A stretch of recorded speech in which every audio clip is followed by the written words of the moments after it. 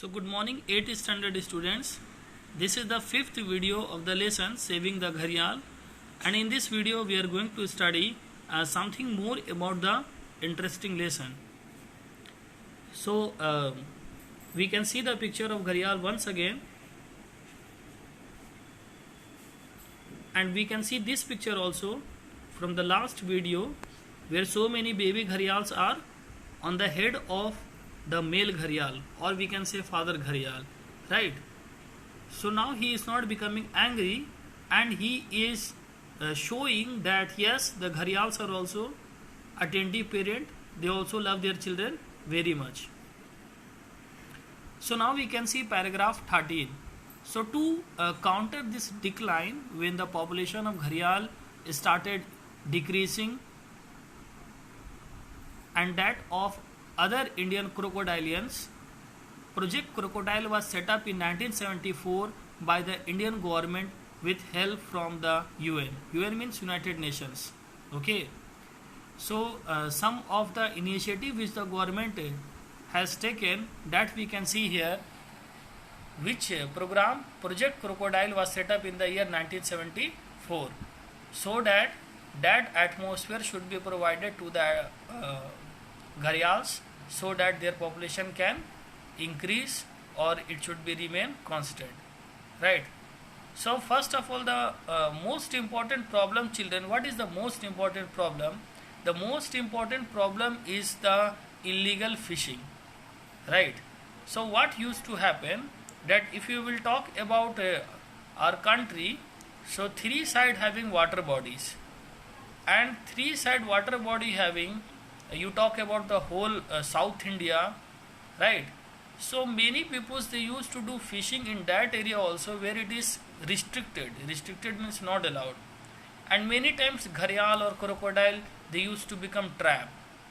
So finally they used to kill Gharial or crocodile.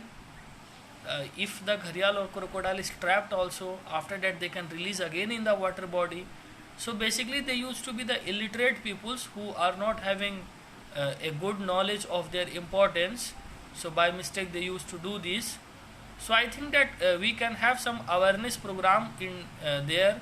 Okay, the mass awareness program should be created for the conservation of this creature. Now we can talk about what happened. Throughout the 1970s and 1980s, we carried out surveys, behavioral studies and captive breeding. So these all steps were taken. We reared thousands of youngsters and released them in protected areas. So that only I was talking about is called captive breeding. Okay, so where the atmosphere is provided, all the basic facilities is provided, so that the Gharial can survive, and later they are released to the water bodies.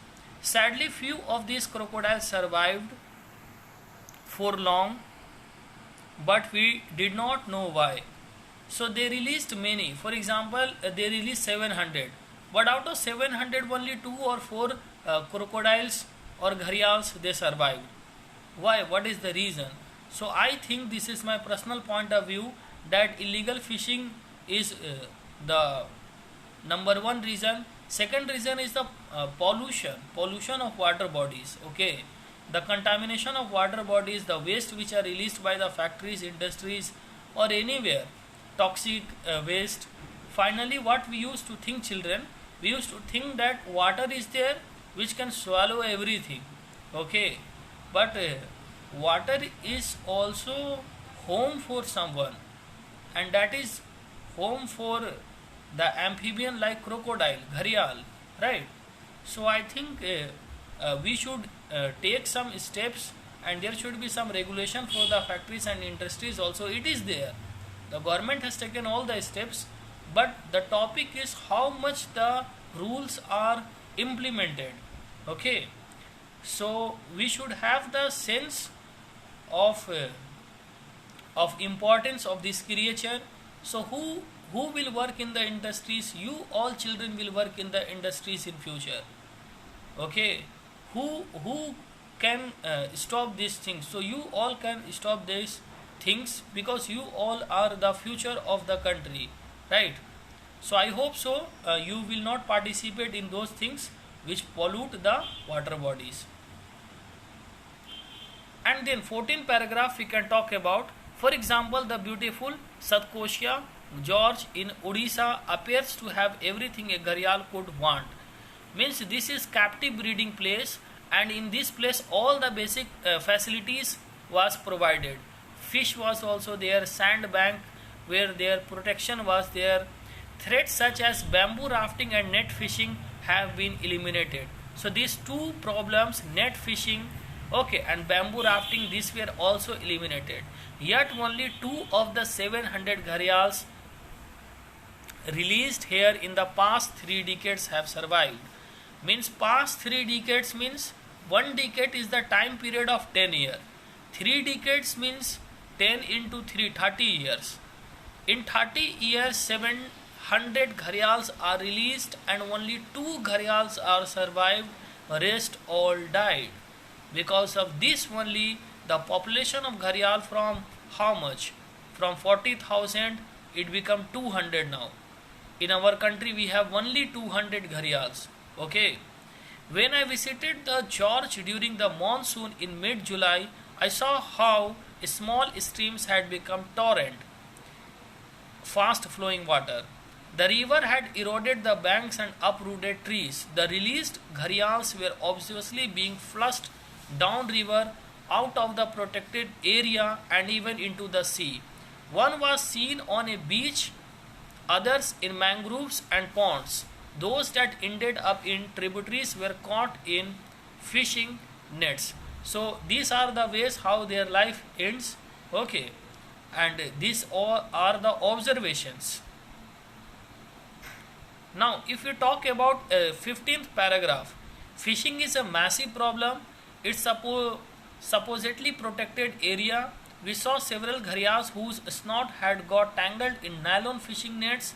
It was clear that despite the rule, nets were being set at night, entangling gharials that tried to swim through them or attempted to eat the netted fish.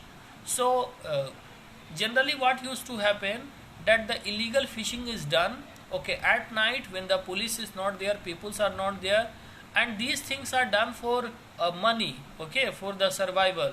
So those people, those who are doing this, if you will take out their history, they used to be very poor people, right? And they are doing these things for their survival, so that next day in the fish market they can sell these things, they can sell the fish. But unfortunately they are killing the gharials, right? So some awareness can be spread to them, some counseling can be done. Okay, the crocodiles did not drown, but they were left unable to open their jaws and thus in danger of starving to death. So because of starving also, because if someone is not getting the food for long time, animals or human beings, anyone cannot survive, right? So this is the last paragraph which we can see of the lesson, and this paragraph is a message to everyone including myself. Though the gharial is not in an as much danger as before, our 30-year strategy of captive breeding has not been enough. So from this captive breeding strategy you can see when the strategy is called successful, children, when the result is in favor. If the result is not in favor, then whatever the strategy you are having, that is a failure. Okay. So the species faces an uncertain future, and its species is closely linked with the needs of the human dependence on the river. So depending uncertain future, no one is knowing what is going to happen with the gharial. And if you see, humans are also very much dependent on the river. So what the campaign is part of much larger effort to ensure the survival of this river. So first of all, if these rivers will survive, then the creatures will also survive. The threat from development, pollution, climate change increase day by day, but we are hopeful that peoples are at least ready to do what it takes to save the gharial. the finest example of a healthy river. So it is a very good thing. We are living in the best time period, children, we can say, where the peoples are having the sense for everything, right? If you will say that the gharials are decreasing in their number, the people will have the concern, and if something will come in their hand, they will do also for the betterment of gharial, right?